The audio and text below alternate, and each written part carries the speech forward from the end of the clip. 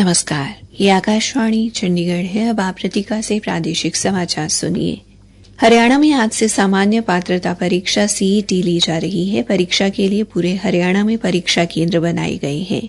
इसके अलावा चंडीगढ़ और पड़ोसी राज्य में भी परीक्षा केंद्र बनाए गए हैं ताकि परीक्षा सुचारू रूप से संपन्न हो सके। ये परीक्षा कल भी ली जाएगी। सरकार ने परीक्षार्थियों को सरकारी बसों के माध्यम से परीक्षा केंद्रों तक पहुंचाया ताकि कोई परीक्षार्थी देर से परीक्षा केंद्र पर न पहुंचे और उसे असुविधा न हो।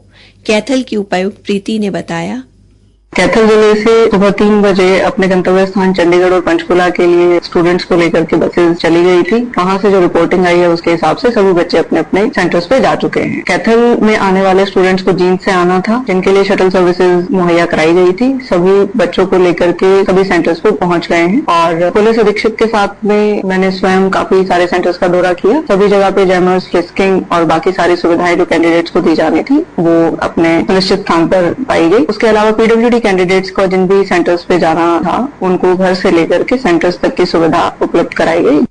हरियाणा कर्मचारी चयन आयोग के अध्यक्ष हिम्मत सिंह ने आज सामान्य प्रवेश परीक्षा सीईटी के दौरान नूंह जिले के विभिन्न परीक्षा केंद्रों का निरीक्षण किया। उन्होंने व्यवस्थाओं का जायजा लेने के साथ अभिभावकों की भी प्रतिक्रिया ली। श्री हिम्मत सिंह ने बताया कि कुल 13,48,000 अभ्यर्थियों ने सीईटी के लिए आवेदन किया है। सभी परीक्षा केंद्रों पर परीक्षा सुचारू रूप से संचालित हो रही है। बाद में उन्होंने फरीदाबाद के परीक्षा केंद्रों का निरीक्षण किया। फरीदाबाद में मीडिया से बातचीत में श्री हिम्मत सिंह ने कहा, मैं आज सेंटर्स में यही देखने आया था कि बच्चों का बड़ा उत्साह है, बच्चे आए हुए हैं और अरेंजमेंट्स हैं। डीसी साहब मेरे साथ विजिट कर रहे हैं, बहुत अच्छे से अरेंजमेंट है, बच्चों को कोई प्रॉब्लम नहीं है। वे शाम को रोहतक जिले में भी परीक्षा केंद्रों का निरीक्षण करेंगे। केंद्रीय गृह मंत्री अमित शाह ने भगौड़े आतंकियों और तस्करों को वापस लेने के लिए विशेष उपाय करने के निर्देश दिए हैं।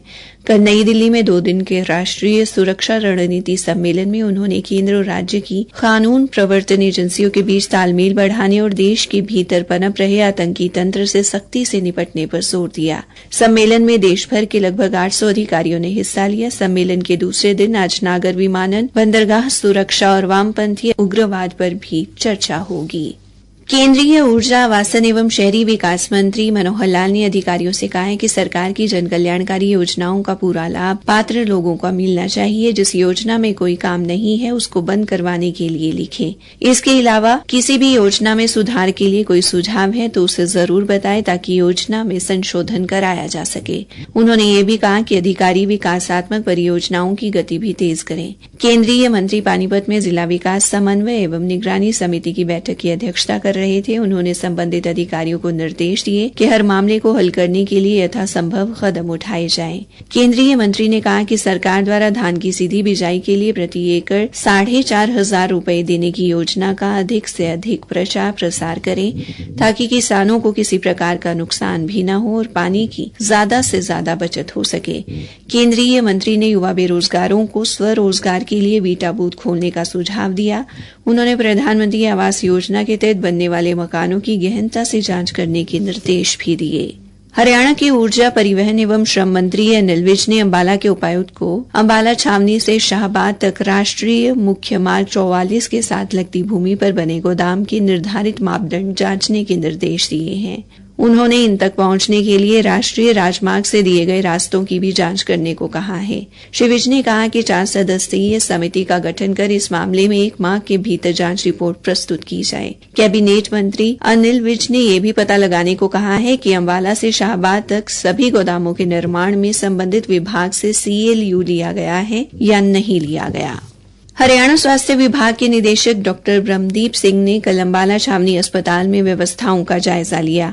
उन्होंने अटल कैंसर केयर केंद्र में जाकर मरीजों को दी जाने वाली सुविधाओं के बारे में भी जानकारी ली। डॉक्टर ब्रह्मदीप सिंह ने महिला मरीजों से भी बातचीत की और उनके चल रहे उपचार की रिपोर्ट देखी। आखिर उन्होंने चिकित्सकों की बैठक लेकर उन्हें जरूरी दिशा निर्देश भी जारी किए। इसी के साथ ये समाचार बुलेटिन समाप्त हुआ।